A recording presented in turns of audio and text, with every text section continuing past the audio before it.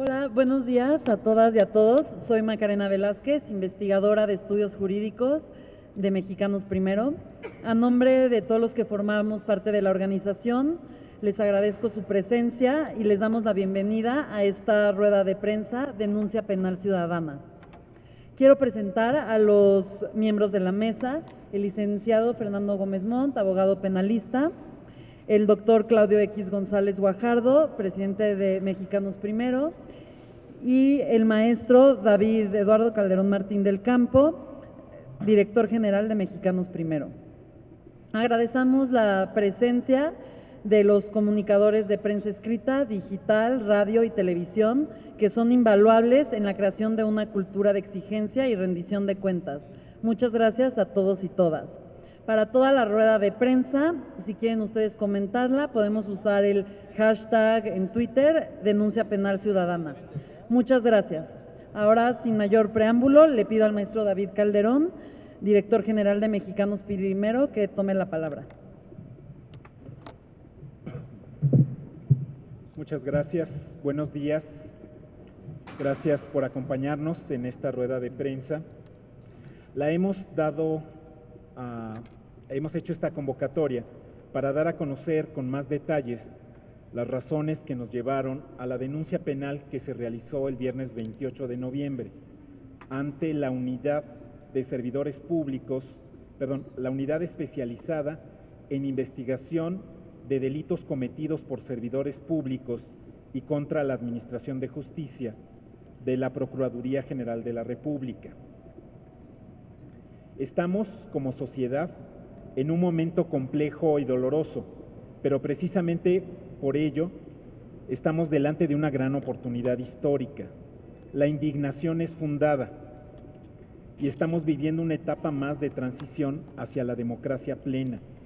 Hemos tenido en el país antes cambios históricos que nos han llevado a la alternancia pacífica y ordenada en el Poder Ejecutivo y luego a la consolidación gradual de autonomía en las instancias que deben brindar certeza a los ciudadanos, desde el Instituto Nacional de Elecciones hasta el Banco de México, desde el IFAI hasta el INE. Se ha reformado el sistema de justicia, se han multiplicado cambios legales para arrancar reformas estructurales. Ahora, en estas semanas y meses, es momento de dar pasos firmes en la participación ciudadana para la transparencia y la rendición de cuentas, para asegurar las libertades civiles y para combatir de raíz la violencia impune y la corrupción continuada. Hay agravio en el ánimo social, está pesado, se siente. Unos se pueden volcar a la manifestación resentida, con demandas infundadas y afectación a terceros, que resulta estéril. Otros se pueden quedar atemorizados en sus casas, pasivos, aceptando de hecho el abuso y solo esperando que no les afecte directamente a ellos o a sus hijos, con lo cual tampoco contribuyen a vivir en una comunidad próspera y justa. ¿Qué podemos hacer? Es la hora de la indignación. Nos toca actuar con los medios de la democracia, activar la indignación inteligente. Por eso estamos nosotros en Aprender Primero, en Mexicanos Primero, como otros muchos en organizaciones y movimientos en todo el país, recurriendo a la comunicación puntual, a la exigencia fundada, al recurso a los medios legales, que quedarían si no los empleamos como letra muerta. Al realizar esta denuncia concreta que estamos comentando con ustedes, nuestra motivación primera y nuestra finalidad última es la defensa y promoción del derecho a la educación de calidad de los niños, de las niñas y de los jóvenes de México. Ese es el centro. Sin una inversión educativa cuidada, focalizada y honesta, ese derecho queda solo en declaraciones. Si queremos un cambio en los resultados educativos, ello exige entonces un cambio en las prácticas, no solo en las normas. Si las normas no se hacen valer, si permitimos que cunda la simulación, el esfuerzo será en vano. En el ánimo de los maestros de México, de nuestros maestros, pesa que se pongan los reflectores sobre ellos. Es justo hacerlo, porque su función es el servicio a un derecho humano universal. Pero durante generaciones el resto de la sociedad nos hemos desentendido de su tarea, los hemos dejado solos, ya no más. Como servidores públicos que son, han de rendir cuentas. Pero esa exigencia va necesariamente acompañada de apoyo y de aprecio. Los maestros de México necesitan ser preparados, ser apoyados, ser reconocidos, con toda la energía y con todos los recursos disponibles. Pero se da al traste con esa intención cuando no se actúa ante el abuso clamoroso. En los últimos años, desde Aprender Primero, desde Mexicanos Primero, hemos documentado desvíos y desorden por millones y millones de pesos en la inversión educativa, y en especial del rubro mayoritario del gasto nacional, que es la nómina de los maestros de educación básica en el sistema público del país. Ese desvío y ese desorden generan una gran inequidad magisterial. A muchos, a cientos de miles de maestros, se les paga poco y se les pide trabajar en condiciones de abandono que deben solucionarse cuanto antes. Otros, los pocos, son en cambio financiados de forma ilegal, acumulan plazas y prebendas y desde esa plataforma de dinero y de control limitan constantemente el avance de la profesión magisterial. No solo no contribuyen al logro educativo, sino que usan su condición injustamente privilegiada para someter y extorsionar a los maestros, para obstaculizar y sacar de curso la reforma educativa. A los maestros de México no podemos dejarlos solos, ni permitir que las excepciones se queden sin corrección, se oculten en la opacidad. La gran mayoría de los maestros de México se han sumado al nuevo esquema y hay que impedir que el abuso localizado continúe sin consecuencias. Siempre fue ilegal, pero el nuevo marco normativo de la educación nacional lo señala sin ambigüedades. Las comisiones sindicales y políticas deben implicar o bien la renuncia o bien la solicitud de una licencia sin goce de sueldo, pues todo pago de recursos públicos para esas funciones es ilegal. Documentamos cómo los resultados del censo de escuelas, maestros y alumnos de educación básica y especial, el CEMAVE, identifica irregularidades multimillonarias y las plasmamos en el abusómetro, ¿no? Ya ahora van 10,000 millones en el conteo esta mañana. Nos dimos además a la tarea de hacer denuncias administrativas ante los órganos internos de control de las 32 entidades del país en mayo de este año. 16 de esas entidades ni siquiera nos han respondido, ni han brindado algún tipo de seguimiento. En ningún caso, en ninguno de los 32 casos, sabemos de una sola acción concreta de sanción o de remedio que se haya realizado en el momento. Como ciudadanos nos formamos en la fila, hicimos nuestra denuncia en el órgano interno de control, nos dieron nuestra ficha, nos dieron nuestro acuse de recibo, ahí estamos. Hemos esperado que las autoridades que conocen los desvíos, la SEP, las secretarías estatales, las contralorías, la Auditoría Superior de la Federación, la Secretaría de la Función Pública, la Cámara de Diputados, ejerzan sus atribuciones, que sí las tienen, y pongan solución. Pero no vamos a esperar de brazos cruzados. Así hemos dado este nuevo paso, el de la denuncia penal.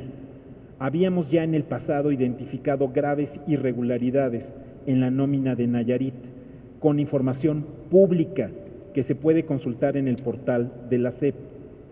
Recientemente, un medio de comunicación nacional presentó documentos no conocidos previamente que abonan a la evidencia de desvíos ilegales.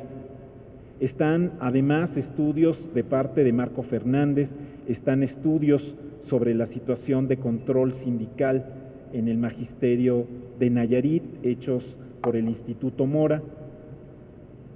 Con esa información y con información recabada por nuestro equipo de investigación en registros públicos, hemos presentado una denuncia de hechos ante la posible comisión de uno o varios delitos al hacer pagos ilegales y para que se clarifique la posible participación del señor Liberato Montenegro y 4 de sus hijos en ello. En nuestra denuncia pedimos a la Procuraduría General de la República que le solicite documentos específicos a la SEP, a la Secretaría de Educación de Nayarit, al organismo descentralizado que se llama Servicios de Educación Pública del Estado de Nayarit, CEPEN, y a la Auditoría Superior de la Federación, para que sirvan de pruebas formales y se proceda en consecuencia. La corrupción no desaparece ante la inactividad. En la agenda nacional y en lo que cada uno nos corresponda, no podemos verla ya como normal y cotidiana, como legado cultural inamovible, sino como el muro que tenemos que derribar ya. La impunidad no puede ser objeto de resignación, sino de indignación. Pero la indignación inteligente debe echar mano de los instrumentos legales y propiciar la acción de quienes tienen el mandato oficial de defendernos. Debemos desterrar la aceptación de la ilegalidad. Hacer cumplir la ley no puede ser el último recurso de las autoridades, debe ser por el contrario su primera y obligatoria actuación. La nuestra no es una denuncia penal por un conflicto personal, es una denuncia penal ciudadana, por eso llamamos así a esta reunión. No hemos cruzado una sola palabra en nuestra vida con las personas mencionadas en la denuncia, así que no es un conflicto de individuos. Creemos en y nos pronunciamos abiertamente a favor de la justicia imparcial y expedita, del debido proceso y de la remediación como conclusión definitiva del proceso penal. La denuncia penal ciudadana es un instrumento para cambiar, un recurso legítimo para hacer exigible y justiciable el derecho a la educación de calidad.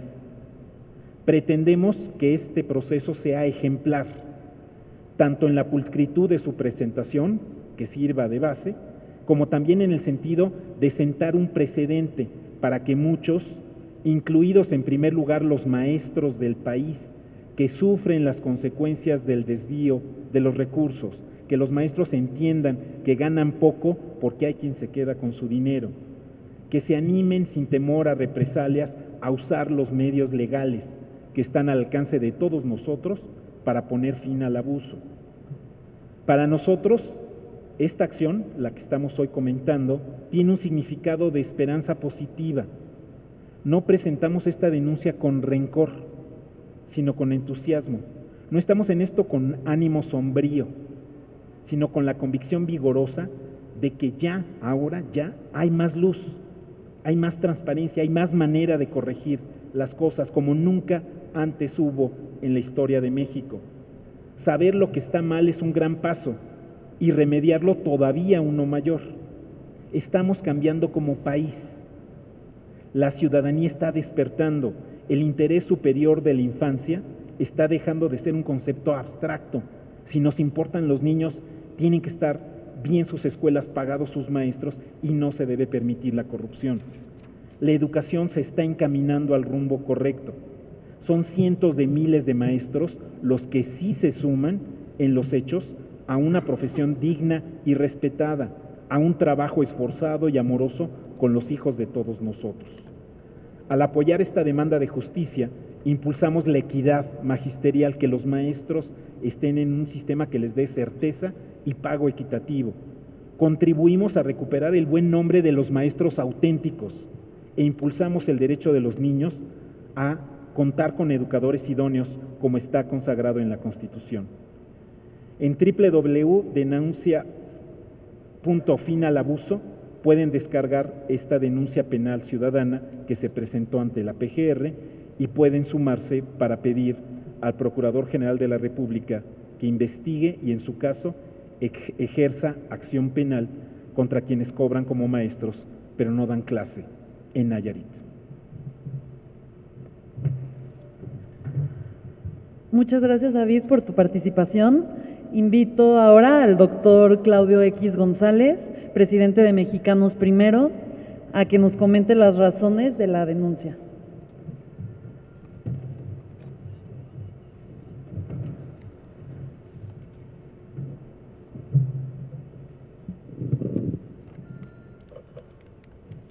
Muy buenos días.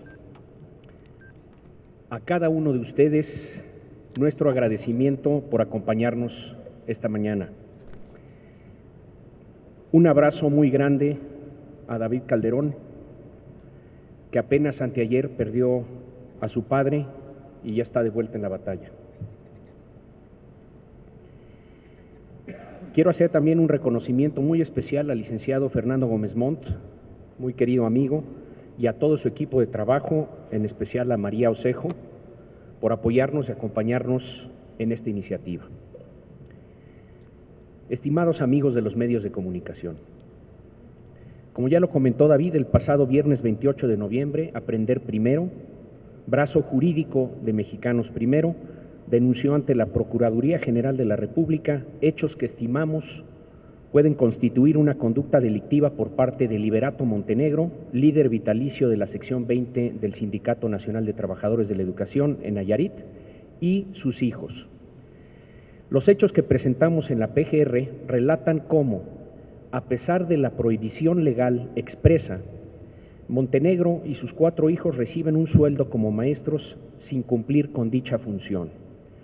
De 2010 a la fecha, estos 5 individuos han ostentado hasta 17 plazas magisteriales, de las cuales han obtenido un beneficio económico de más de 14 millones de pesos.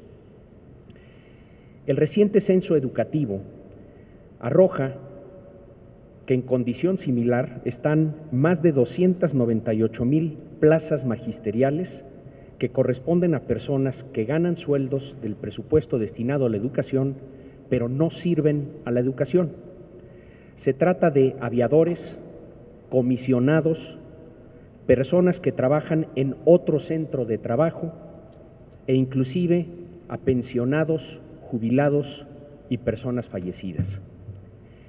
El cálculo conservador de Mexicanos Primero indica que esta corrupción le cuesta a México unos 35,000 millones de pesos al año. 35,000 millones de pesos cada año. Puesto de otro modo, el desvío y robo del presupuesto educativo se verifica a una velocidad de 1,099 pesos por segundo y 95 millones de pesos diarios. Como lo deja claro el abusómetro que nos decía David, ya llegó a 10,000 millones de pesos desde que lo echamos a andar el 17 de agosto. El censo da cuenta de que muchas escuelas les falta lo esencial al mismo tiempo que el sistema carga con decenas de miles de vividores. Desnuda a un sistema educativo que ha privilegiado a la política y al poder y que ha olvidado a los niños, a las escuelas y a los verdaderos maestros. Delata a un sistema que privilegia los intereses, prebendas y corruptelas de algunos cuantos adultos por encima del derecho de los niños a una educación de calidad. El presidente Peña se atrevió a hacer el censo y se atrevió a proponer una reforma educativa de fondo. Pero esa reforma puede naufragar si no se combaten las desviaciones del gasto y la corrupción. El Bester Gordillo se fue, pero la corrupción se quedó. Dice el presidente que él y su gobierno tienen ahora una renovada voluntad para combatir la corrupción y la impunidad. Nosotros, conscientes de la importancia de la educación para el futuro de México, le pedimos al presidente que la limpieza de la casa empiece por la educación. Estas son las razones que nos llevaron a presentar esta denuncia de hechos. Denunciamos porque estamos hartos de la corrupción y la impunidad que nos rodea y que tanto lastima a México. Denunciamos porque hay que dejar de quejarse y hacer algo. Denunciamos porque es lo que nos toca a los ciudadanos hacer ante la comisión de presuntos ilícitos. Denunciamos porque los ciudadanos no nos podemos quedar pasmados ni pasivos ante los hechos y porque tampoco creemos que vandalizar, quemar y delinquir sea una vía válida de acción ciudadana. Denunciamos porque hemos reclamado por otros medios, como lo relató puntualmente David, poner fin a la corrupción en el sector educativo sin obtener respuesta satisfactoria. Denunciamos porque permitimos que se corrompiera la educación y con ello que se corrompiera a México. Denunciamos porque la corrupción en materia educativa afecta profundamente el derecho de nuestros niños y jóvenes a aprender y a vivir mejor con su propio esfuerzo. Denunciamos también porque la malversación de fondos por parte de las cúpulas sindicales afecta el prestigio y el buen nombre de los maestros de Nayarit y de México. Denunciamos porque tenemos que defender la reforma educativa de quienes violan sus principios y pretenden derrotarla, atacándola activamente o simplemente ignorándola. Denunciamos, como verán, hay muchas razones para denunciar, porque es indispensable hacerle llegar un mensaje claro y contundente a los líderes sindicales corruptos que las cosas han cambiado y ya no se puede abusar del presupuesto ni seguir dañando a la educación.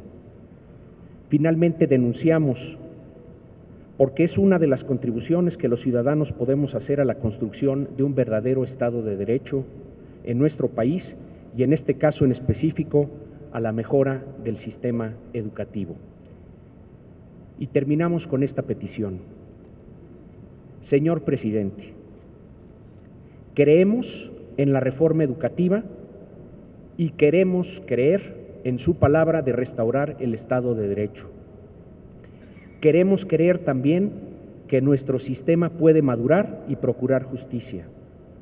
Nosotros estamos haciendo lo que nos toca. Ahora es el turno de su gobierno, ahora le toca a usted.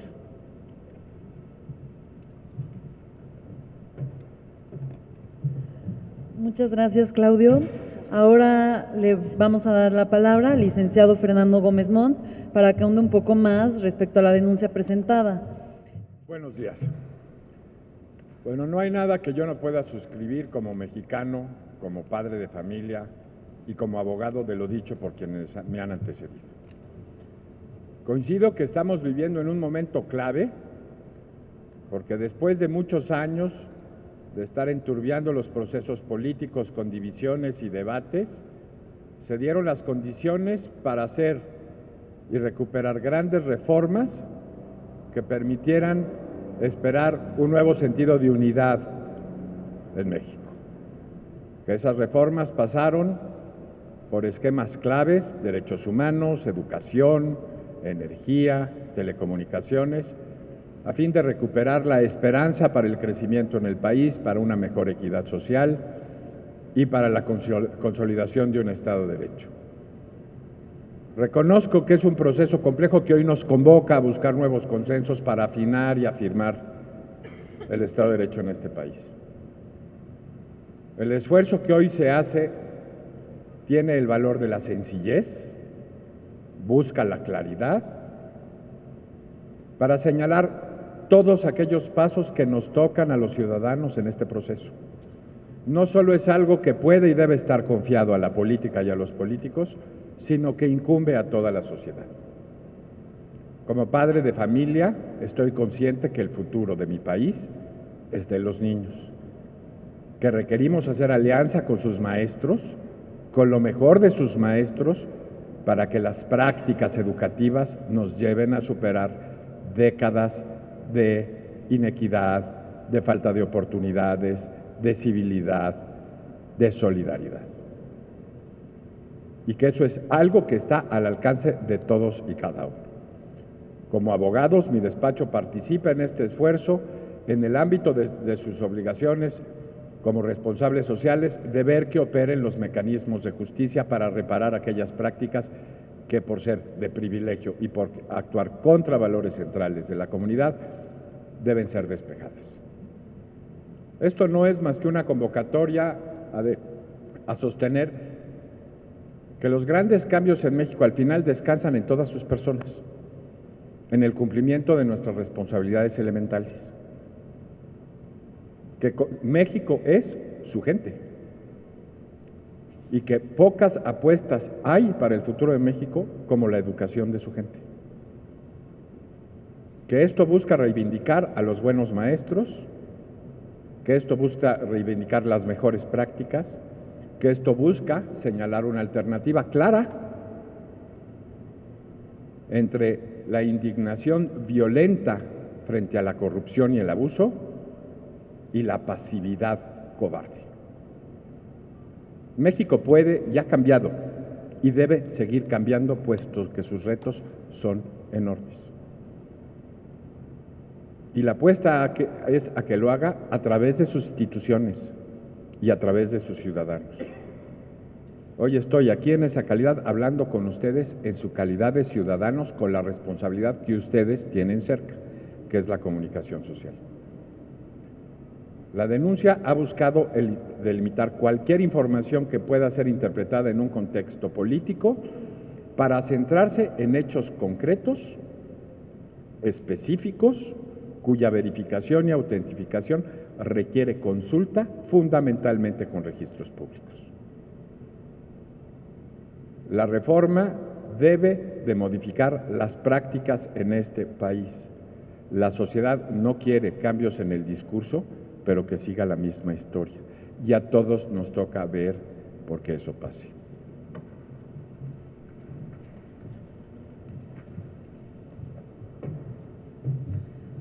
Gracias, Fernando. Como bien comentaron los ponentes, la corrupción e impunidad no debe causar resignación ni más violencia, sino una indignación inteligente y llamado a la acción. Por eso los invitamos a sumarse en apoyo a la denuncia penal ciudadana, enviando una petición al Procurador General de la República para que atienda con prontitud su deber de investigar este caso. La página para sumarse es www.denuncia.finalabuso.org. Ahora pasamos a la dinámica de preguntas y respuestas con los reporteros acreditados, con la coordinación de Norma Espinosa, coordinadora de medios de Mexicanos Primero. Gracias, buenos días. Si tienen alguna pregunta, avísenme por favor y con gusto les paso el micrófono.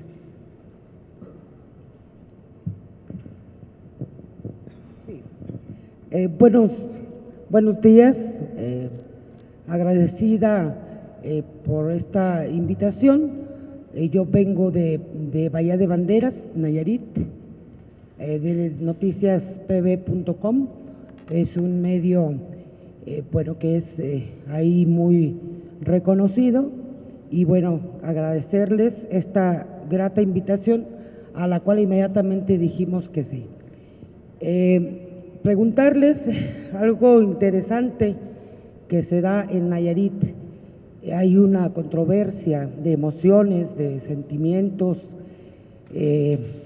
entre los maestros, entre padres de familia. Mencionar a Liberato Montenegro en Nayarit, pues es mencionar un rostro de corrupción que lo sabemos todos los ciudadanos, los que nos hemos educado en ese ámbito. Yo soy de Tepic, Nayarit.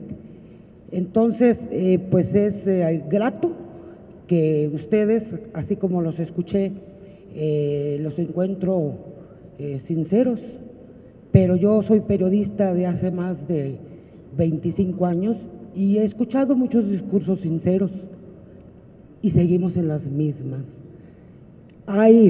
Yo quiero hacer dos preguntas, perdón lo que estoy expresando, pero es así. Yo quiero hacer dos preguntas. Una es, el señor Montenegro se está denunciando a él y a sus 4 hijos para que aclaren todo esto. Pero hay todo el esqueleto de corrupción abajo de él. Yo tengo aquí precisamente a 6 exsecretarios generales que tienen entre 20 y 25 años sin trabajar en la educación y cobrando. A ellos también ustedes van pues a denunciarlos, o esto solamente es contra Liberato Montenegro. Hace un momento escuchaba al señor Gómez Montt que no es esto ni político ni personal. Sin embargo, en Liberato Montenegro sabemos en Nayarit el interés que tiene porque su hijo Gerardo Montenegro Ibarra llegue a la gubernatura.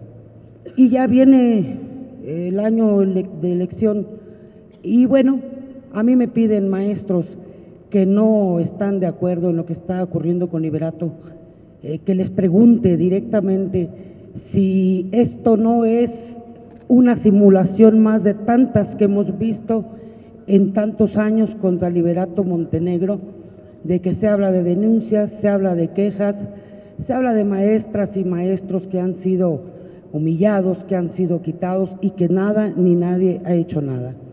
Esto yo se los transmito, es un reclamo de maestros decentes de Nayarit, porque sí hay profesores decentes, sí hay buenos maestros, al menos los que a mí me enseñaron así fue. Entonces, ahí les dejo, esta exposición es llena de pasión, porque soy de ahí y conozco pues, la situación, cómo está ocurriendo. Son 7 maestros que si gustan, pues los menciono, si no lo consideran muy largo. Profesor, ellos son ex secretarios generales de la sección 20. Erasmo Vázquez, Sergio Sandoval Paredes, Alfredo Smeri de Alba, su nombre empieza con Z, luego sigue la M, Smeri de Alba, Rubén, ¿qué dice aquí? Rubén Alvarado, Cendejas, Guadalupe Sánchez Jaime, Roberto Ávila Arciniega y obviamente Liberato y su hijo Gerardo. Ellos son los hombres de la corrupción educativa en el estado de Nayarit. Bueno, como dije y sostuve, a partir de la información que tuvimos buscamos hacer una descripción muy precisa de aquellos hechos que, primero, establecen que son fondos federales, es decir, determinados y asignados por el Poder Legislativo Federal y aplicados a través del Gobierno Federal al gasto educativo, para que se sostenga la obligación del Gobierno Federal a investigar estos hechos. Segundo, la investigación está dirigida, al ser identificada en la información relevante, la participación del señor Liberato y sus hijos frente a los pagos ilegales realizados a ellos. Ellos, de confirmarse esto por los documentos que se vienen sobre los cuales se plantea la denuncia, resultarían copartícipes del delito en su calidad de beneficiarios, pero no son los únicos. Toda aquella trama que voluntariamente y con conocimiento de causa estén participando en la desviación de estos procesos pudieran quedar abarcados en la responsabilidad penal. Y si existen otros casos, este tipo de denuncias abarcan delitos de oficio, es decir, delitos en donde la prohibición es en el interés de todos, de la sociedad misma. No es que se privilegie el interés de uno u otro que es el que pueda accionar la justicia. Se reconoce que es en el interés de todos. Así pues, abierto el cauce con los conocimientos concretos que se tienen, nada excluye que esto pueda abarcar a otras personas y otros casos. Nosotros actuamos frente a información disponible que de buena fe nos señala la existencia de pagos ilegales desde 2010 hasta ahora por un monto significativo de más de 14 millones de pesos. Si este es un proceso que abarca a otros, toca a la autoridad hacer las rectificaciones necesarias. La apuesta aquí no es afectar ni agendas personales, ni prácticas, ni grupos concretos. Es a generar precedentes que aceleren los cambios de prácticas en la educación en México. Yo nada más abundar muy brevemente y agradeciendo su participación, doña Patricia. Ahora que se han hecho públicas las notas sobre esta denuncia en los medios en Nayarit, yo me he concentrado en, además de leer las notas, en seguir los comentarios a las notas, y llama la atención la reacción de la ciudadanía tan indignada, tan dolida, se siente tan atropellada por la supuesta corrupción de este señor y su familia a lo largo, no de los últimos 4 años, que es lo que estamos nosotros poniendo como hechos en la mesa, sino realmente de décadas. Nosotros no tenemos agenda partidista, no tenemos agenda ciudadana. Nuestra única agenda es sacar adelante una transformación de nuestro sistema educativo para que nuestros niños aprendan más, y creemos que el elemento del gasto educativo es absolutamente fundamental para lograr el fin último de ese mejor aprendizaje. Malgastamos el dinero, como lo hemos narrado aquí, no nada más en Nayarit, en todo México, y queremos, como ya lo comentaba el maestro Calderón, que esta sea una acción ejemplar.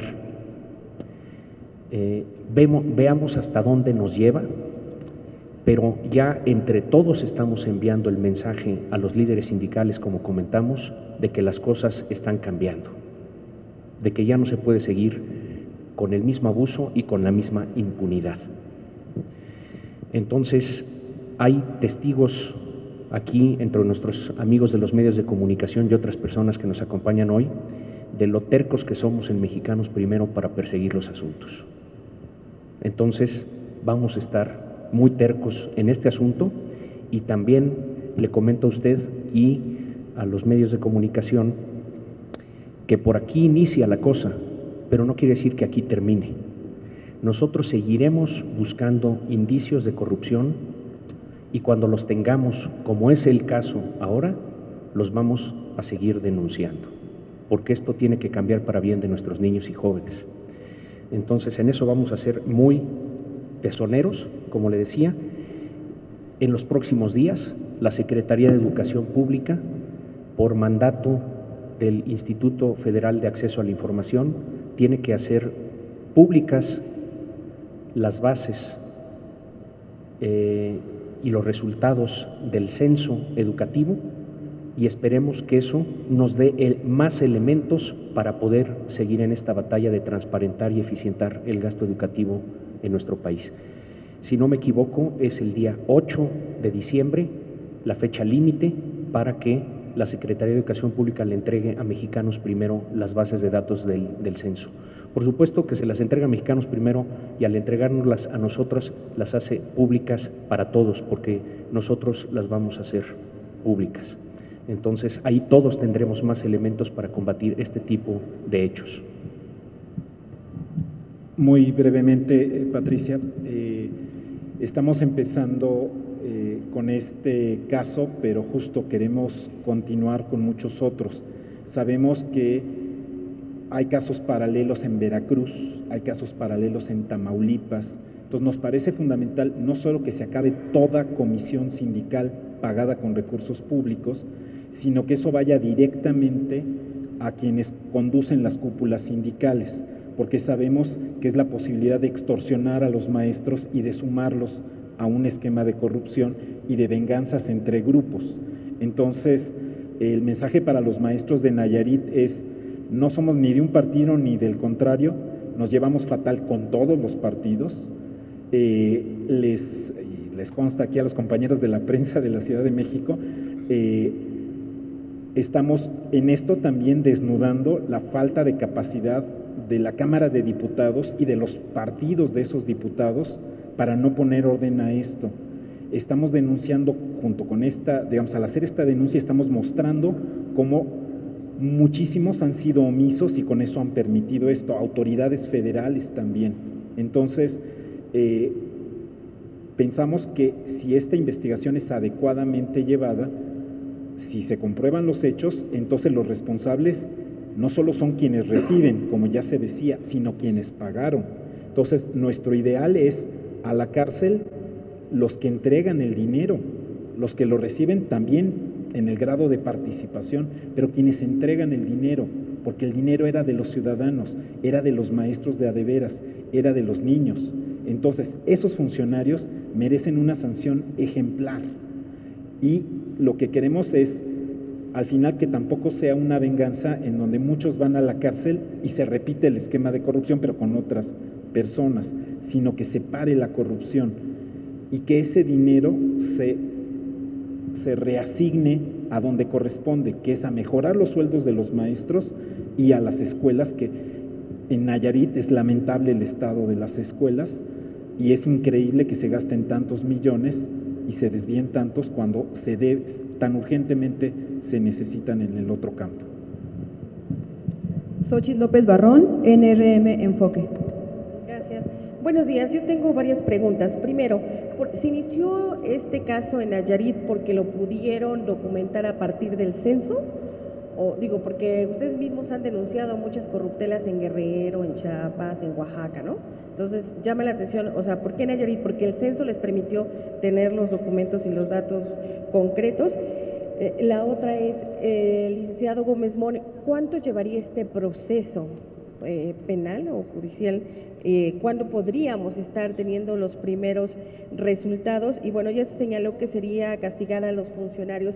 ¿Esto alcanzaría a funcionarios federales de la Secretaría de Educación Pública o solamente a los funcionarios del Distrito Federal? Y también si se inició en el caso de Nayarit porque representa casi la mitad de estas corruptelas, de los 35,000 millones, digo, ellos están hablando aquí de 14 millones, son 35,000 millones, representa una parte importante sin duda, ¿no? Y si tienen ya analizando algunos otros, señalabas, David, Veracruz, Tamaulipas, y también iniciarán este camino. Gracias. Bueno, primero, la denuncia se hace porque se tiene información precisa que nos permite constatar diversas fuentes de información, unas de acceso público y otras que se conocen a través de información publicada.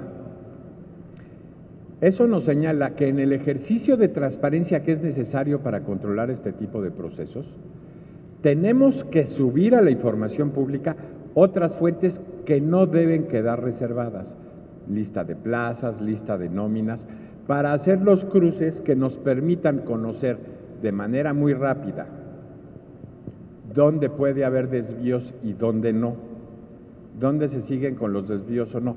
Aquí, en razón de la información publicada, pudimos contrastar la información pública con otros documentos que aparecen como soporte de las notas, como lista de plazas, nóminas, que nos permiten establecer las discordancias entre una afirmación en un registro público y la manera de operar pagos en registros que obedecen al gasto educativo. El gran mensaje de esto es, ¿por qué este caso? Porque podemos contrastar información relevante que nos permite afirmar la existencia de esos pagos ilegales. Esto nos debe señalar al precedente de que si se quieren modificar las prácticas, también se tiene que ampliar el ejercicio de transparencia a fin de que estas otras fuentes de información se hagan del acceso al público y puedan ser contrastadas unas con otras, de tal manera que unas corroboren a otras. Ese es el caso claro por el cual se procede en este caso frente a las personas que se señalan, porque es frente a quien se tiene evidencia suficiente para hacer una afirmación de desvío de pagos ilegales. ¿Quiénes son los funcionarios que intervienen en este proceso? Debe ser identificado por la Procuraduría.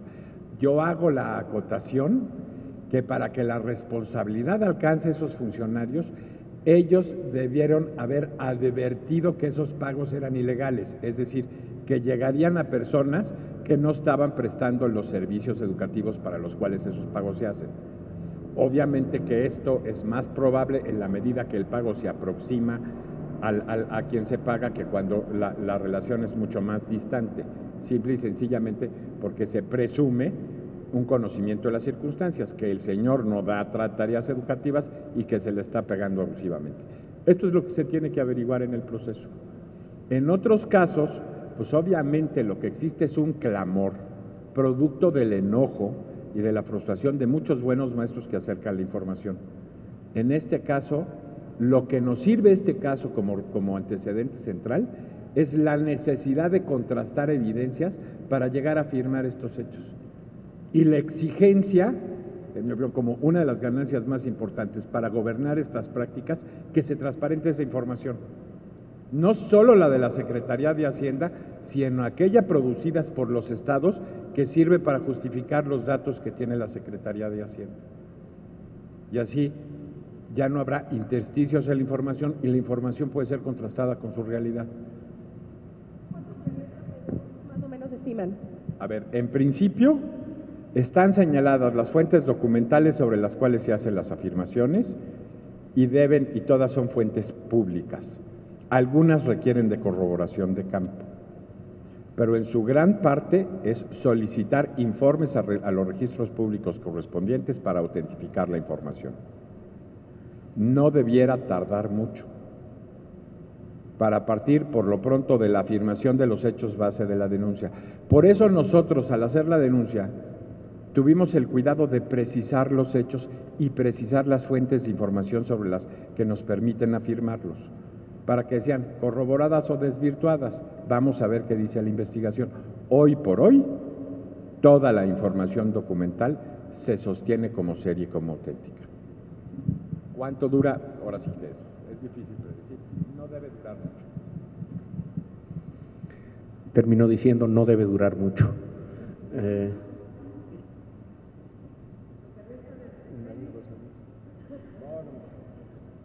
No sé, y no tiene sentido ironizar. A ver, si nosotros construimos desde ahorita, pues hay denuncias y averiguaciones. Hay manera. La denuncia señala claramente un camino en este sentido. Hay manera y no debe de entorpecerse mucho la integración de esta información y su valoración por las autoridades. Ahí están los plazos y esto nos debe llevar al aprendizaje de cuáles son los controles que se pueden tomar. Está mal construir desde la llegada un discurso de la frustración. No, a ver, más tiempo y a ver cuánto dura. No, nosotros como despacho hemos aceptado nuestra participación y todos los días vamos a las agencias y a las instituciones en las que actuamos a darle seguimiento a nuestros casos. El patrocinio de mi despacho en este asunto es un patrocinio profesional bajo los criterios de pro bono, aquella parte de los trabajos que hace un despacho que tienen una visión no remunerada, sino como parte de su responsabilidad social como ciudadanos y como mexicanos. Pero son tan importantes como aquellos asuntos que nos son encomendados por clientes sobre los cuales recibimos ingresos. Aquí la paga es moral, pero es fundamental. Nada más añadir muy brevemente que esperamos que este tipo de denuncias y procesos y la publicación de los mismos también nos ayude, no nada más en un sentido específico de la denuncia de hechos que se ha presentado, sino también a nivel sistémico. Ojalá esto empuje, por ejemplo, a que se cumpla cuanto antes con lo que está ya mandatado por ley a partir de la reforma al tercero constitucional, que es el Sistema de Información y Gestión Educativa. Debe de estar trabajando la Secretaría de Educación Pública a marchas forzadas para integrar ese sistema y hacerlo público, para que este tipo de problemas que cargamos con el que específicamente comentamos el día de hoy, pero como ese, desafortunadamente, muchísimos nos dice el censo a nivel nacional, pues se empiecen a acotar y se empiecen a combatir. Entonces, hay que todos presionar para que ese sistema de información y gestión educativa esté cuanto antes. Segundo, se va ya a recentralizar el pago de la nómina magisterial de los maestros federalizados, como es el caso, por ejemplo, de las personas que mencionamos el día de hoy. Ahí habría que exigir de la Secretaría de Hacienda, no nada más de la Secretaría de Educación Pública, que una vez que se cuenten con esas bases para los pagos, pues que estas bases se hagan públicas y que vayamos poco a poco limpiando toda la problemática que existe en ellas, porque hay, como decíamos, miles de millones de pesos que se desvían a usos no educativos y ese dinero urge aplicarse en valores agregados como la capacitación magisterial, como la formación inicial de los maestros, como la infraestructura escolar, como las becas, como la conectividad, como las computadoras, para que mejore la educación en el país. Ese es el objetivo último, ¿no? Rosalía Servín, El Financiero. Gracias, buenos días. Yo tengo dos preguntas. ¿Cuáles serían los estados que siguen, por ejemplo, que tengan ya en la mira ustedes para poder hacer estos procesos? ¿Y qué va a pasar con estados como Oaxaca y Michoacán, en los que pues de alguna manera se tiene pues atados de manos y que son los que pues más corruptelas son los que han mostrado tener? Y por otro lado, me gustaría hacerles una pregunta acorde a pues comentarios que hicieron también ustedes relacionados a lo que está sucediendo en materia educativa a nivel superior, por ejemplo, con lo que está sucediendo con el Instituto Politécnico Nacional, esta relación que están haciendo ya los estudiantes con no seguir, por ejemplo, con la mesa de diálogo hasta que se tengan a los 3 muchachos detenidos. Toda esta situación que está pasando, hicieron alusión al inicio acerca un poco de lo que está pasando con la violencia y demás, pero me gustaría hacer un comentario de parte de ustedes, pues, centrado en este tema más que nada. Gracias.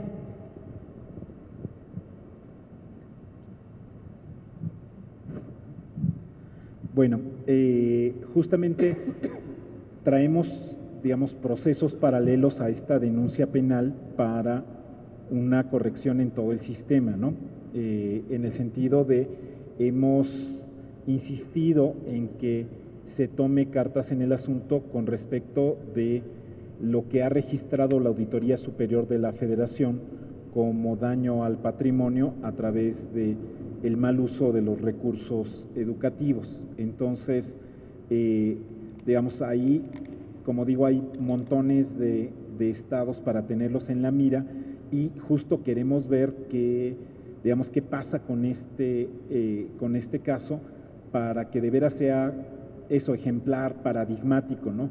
Para que sepamos cuál es el caminito que resulta más efectivo y también ofrecerlo a todo mundo, ¿no? Nosotros estamos recurriendo a este camino, pero está abierto para todos los ciudadanos, no se necesita ni siquiera ser una asociación civil, un ciudadano en lo individual puede iniciar este tipo de procesos. Entonces nos interesa que se socialice para que, todo el mundo sepa cuál es la protección de la ley y qué posibilidades tiene de actuar como ciudadano. El caso de Oaxaca, Michoacán, Chiapas, en donde el censo no ha llegado, claramente también tiene una grave dificultad. No es la única fuente de la que, no solo el censo es la única fuente de la que se puede tener elementos para marcar las irregularidades, ¿no? En todos estos estados, para empezar, que no se haya hecho el censo ya es una irregularidad que ha quedado sin sanción. Entonces, también seguiremos empujando por ese lado. Finalmente, con respecto de lo último mencionado, decíamos, todo está relacionado con todo, ¿no? No de cualquier manera, pero claramente lo que estamos viviendo en el país no nos alcanza solo con buenos deseos y no nos alcanza con excelentes cambios al sistema normativo. Necesitamos cambiar las prácticas.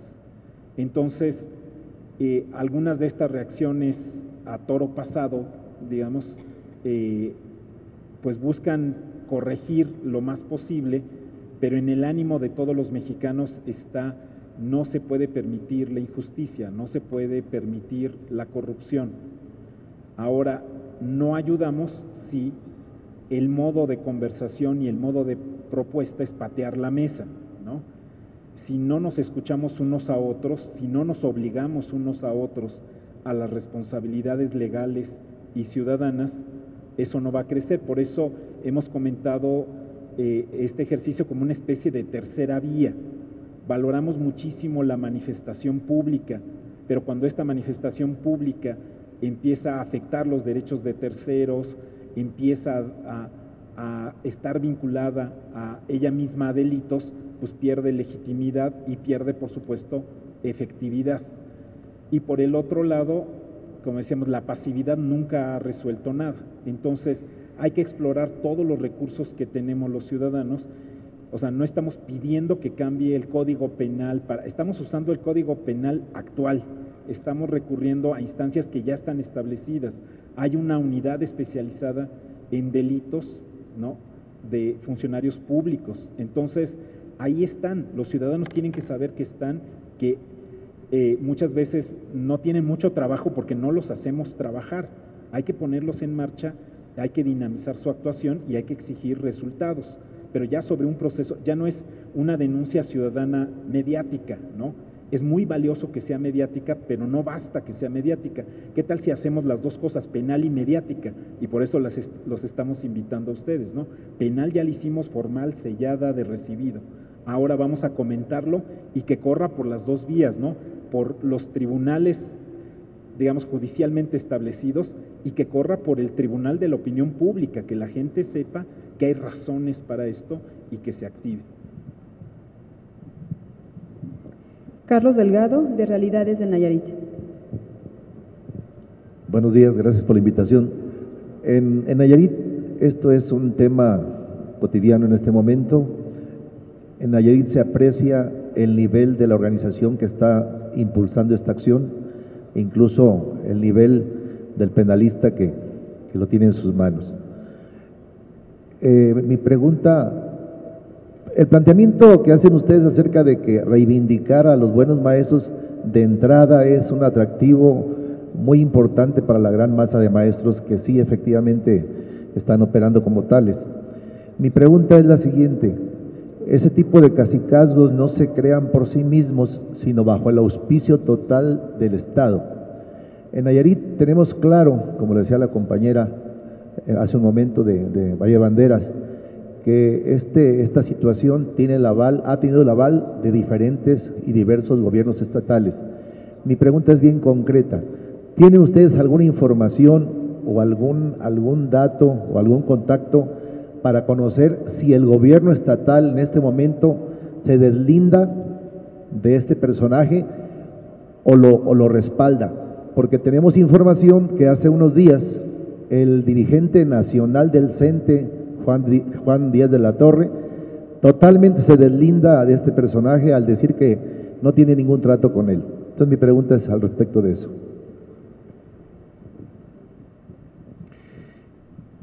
La verdad no tengo yo una reacción del gobierno estatal en relación al caso. Sería, creo, muy importante que buscaran los medios provocarla.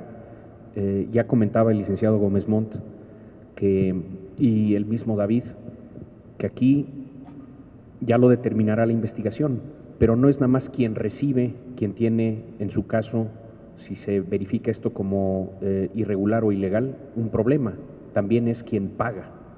Y en ese sentido, queremos que sea, como decíamos, ejemplar el caso para tratar de ponerle una traba a un sistema, como usted sugiere, porque así se ha verificado, no nada más en Nayarit, sino en buena parte de la República, que nos ha llevado a la problemática actual que relata el censo. Entonces, yo creo que todos estamos ahorita emplazados a responder por este caso y en general para tratar de transparentar y eficientar el gasto educativo en Nayarit y en todo el país, para bien y para dignidad de los maestros y el aprendizaje de los alumnos.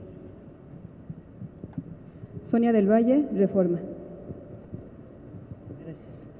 Gracias. Yo quería preguntarles si ustedes decían que este tipo de casos, como la corrupción en el sistema educativo que han identificado, ¿cómo afecta la reforma educativa? Es decir, ¿por qué creen que haciendo una denuncia penal contra este personaje en concreto, pero puede ser que más adelante haya sobre algunos otros? Digo porque Liberato no es el único líder magisterial parecido o similar a Elbester Gordillo en los estados, hay otros. Entonces, sí, ¿cómo lo afecta? Es que eso no me queda como muy claro. Y la segunda pregunta que quiero hacer es,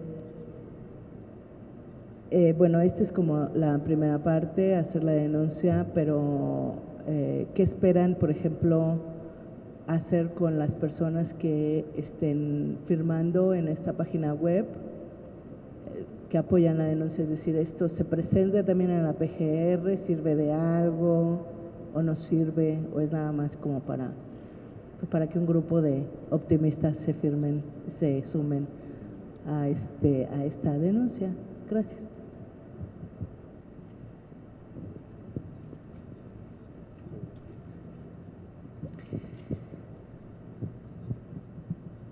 El gasto es quizá el más importante instrumento de política pública que tiene a su alcance un gobierno. En el caso de educación lo hemos documentado ampliamente a través del estudio, por ejemplo, de Malgasto en Mexicanos Primero. Es un gasto que se da de manera ineficaz, ineficiente, opaca, corrupta, cooptada. Es un fenómeno genérico. Aquí estamos buscando combatir un hecho en particular, pero buscando también hacerlo ejemplar para corregir cómo se gasta el dinero en materia educativa en nuestro país. En México, más del 90% y en algunos estados cerca del 95% de lo que se gasta en materia educativa, y es el principal rubro de gasto a nivel federal y de cada uno de los estados, es la educación. Cerca entre el 90 y el 95%, dependiendo de dónde nos encontremos, se gasta en gasto corriente. En la Organización para la Cooperación y Desarrollo Económico, ese gasto ronda más bien entre el 70 y el 75%. Esos 20 puntos porcentuales de diferencia son decenas de miles de millones de pesos que en otras naciones se invierten, como comentábamos, en formación inicial de los maestros, en capacitación de los maestros en servicio, en infraestructura, en tecnología, en conectividad, en becas, etcétera. Aquí los sistemas no tienen. Acabamos de visitar una escuela en Guerrero el viernes de la semana pasada, la escuela Nicolás Bravo, en el municipio de Xochihuehuetlán, en la montaña de Guerrero. Los estudiantes tienen alambre de gallinero por paredes en sus salones, piso de tierra, totalmente expuestos a la intemperie, ellos y sus maestros. Pero sabemos que hay miles y miles y miles de aviadores comisionados, entregas de recursos ilícitas a la CETEG en Guerrero, ¿no? Entonces, esto es parte de ese mecanismo que queremos echar a andar para corregir cómo se gastan los recursos en el país. Si no corregimos cómo se gasta en materia educativa, difícilmente, aún habiendo transformado el tercero constitucional y cambiado los incentivos, vamos a acabar cambiando la realidad en donde cuenta, en las escuelas. Ese es un mecanismo de transmisión muy importante. Segundo,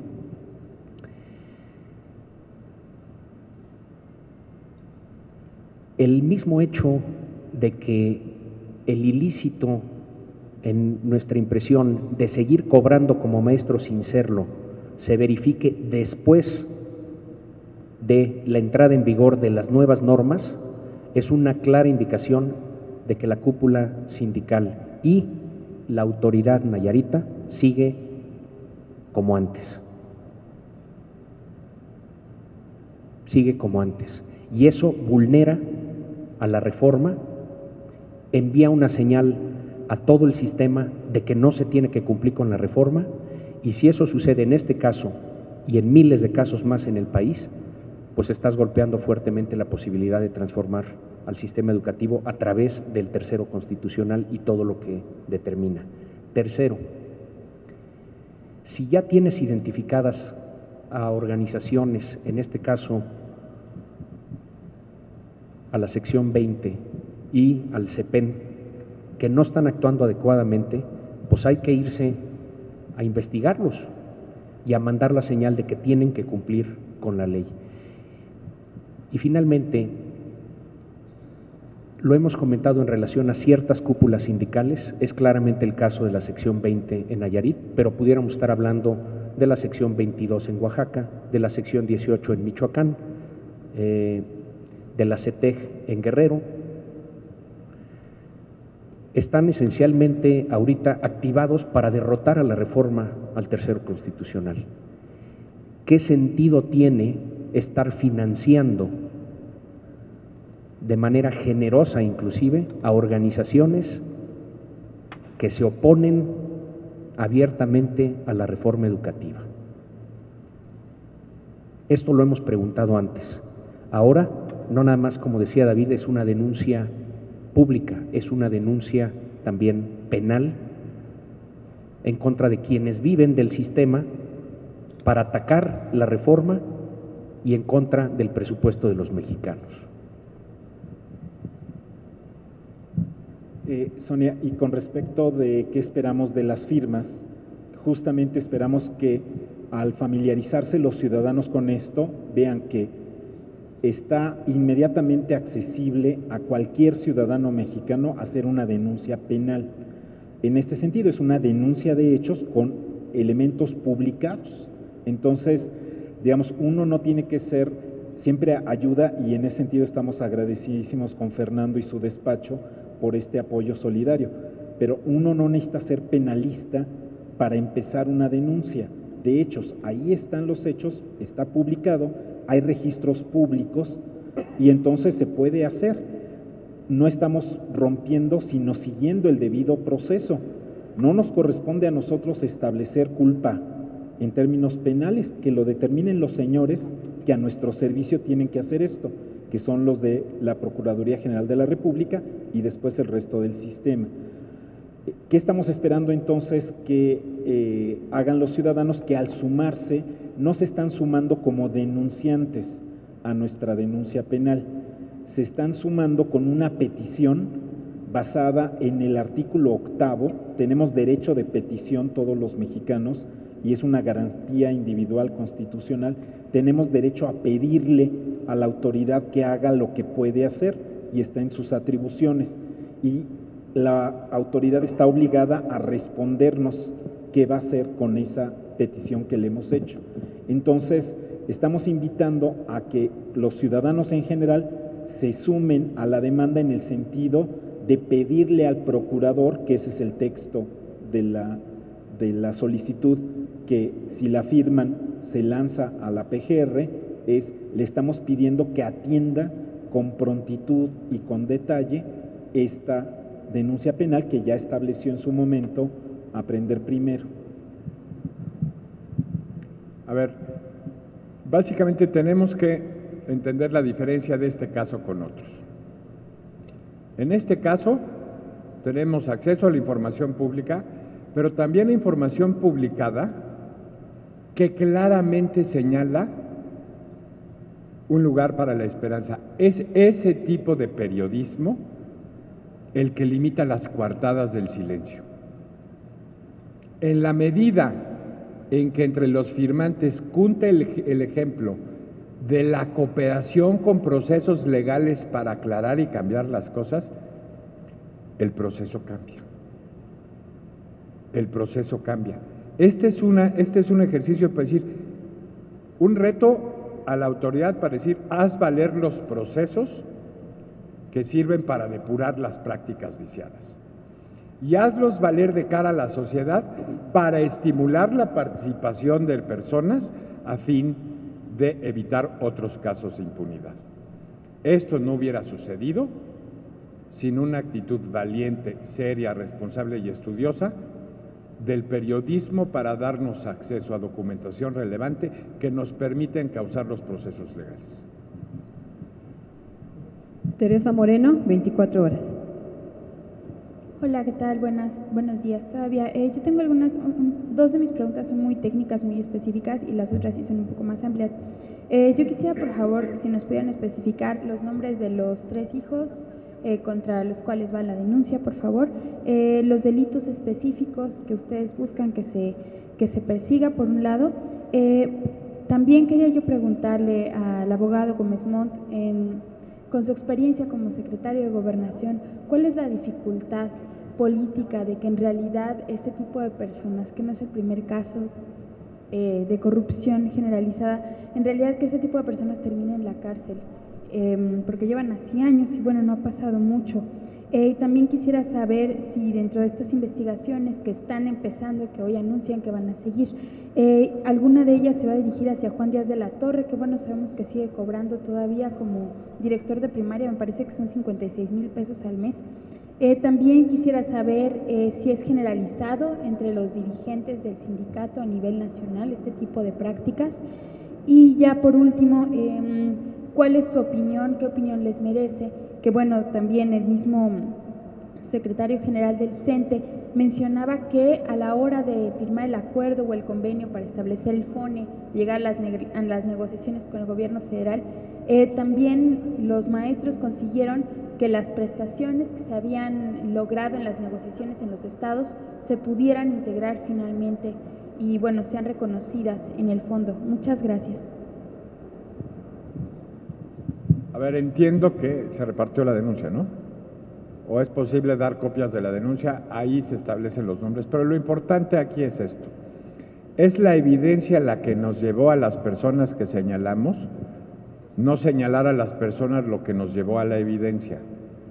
Eso es importante para que entienda desde dónde estamos participando. Sí es central en este caso ir fomentando la transparencia que nos lleve a la evidencia legal del abuso, porque creemos que eso es lo que puede soportar los procesos institucionales. La diferencia entre una valoración política y una valoración legal está en el sustento probatorio, como lo es un reclamo periodístico y un periodismo de investigación.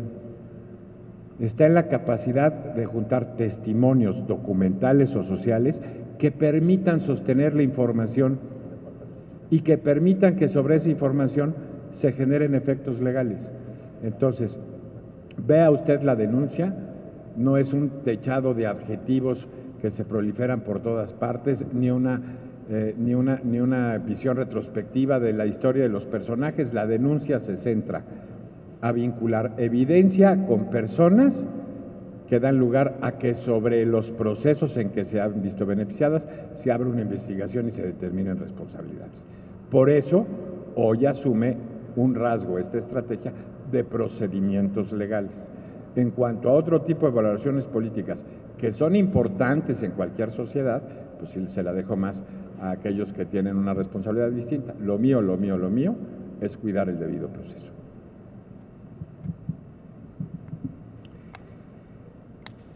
Ya sabremos más ahora que nos entreguen las bases del censo, pero estimamos que sí es bastante generalizada la práctica en el Comité Ejecutivo Nacional y en los comités ejecutivos de las secciones estatales, de trabajar esencialmente en funciones sindicales y políticas, cobrando como maestro, como director, como supervisor.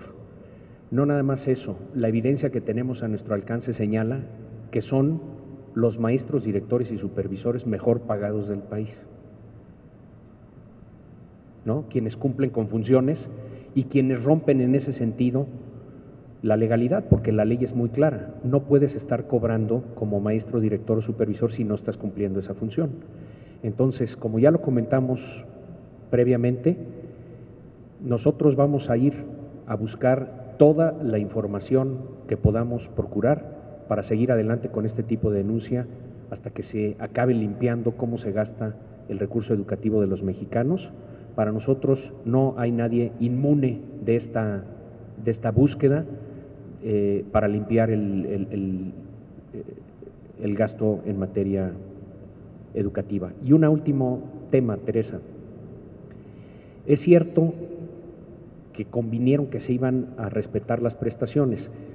Por ley se tendrían que respetar las prestaciones porque tú no puedes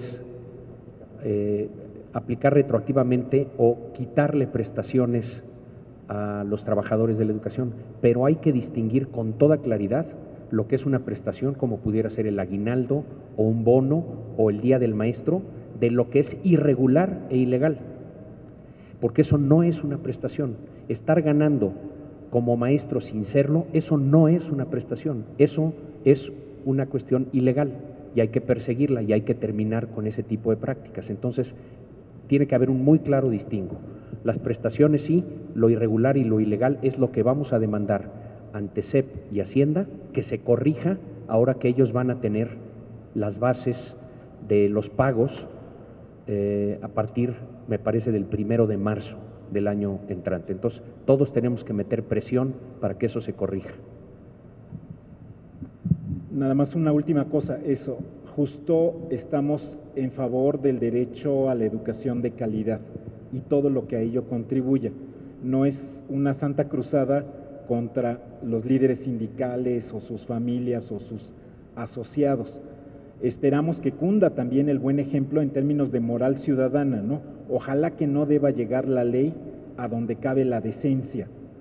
Sabemos en muchos estados, por ejemplo, que después de haber estado registrados en la lista de comisionados que obligatoriamente tiene que entregar cada entidad, de repente aparece comisionados 0 y sabemos que, sin embargo, estas personas no están registradas como comisionados, pero sí están recibiendo pagos. Entonces, en resumen, pues esperamos que este proceso active toda la maquinaria para que la Auditoría Superior de la Federación ya no lo permita, que cuando lo registre de inmediato dé parte a las autoridades que deben después hacer las investigaciones, y que esto llame la atención de la PGR, como ya decía Fernando, por oficio, no solo esto, sino todo lo que a ello corresponda, y que caiga en casos semejantes ya esté la unidad especializada en antecedentes para tratar este tipo de temas, ¿no? Entonces, ahora pasamos al final de esta rueda.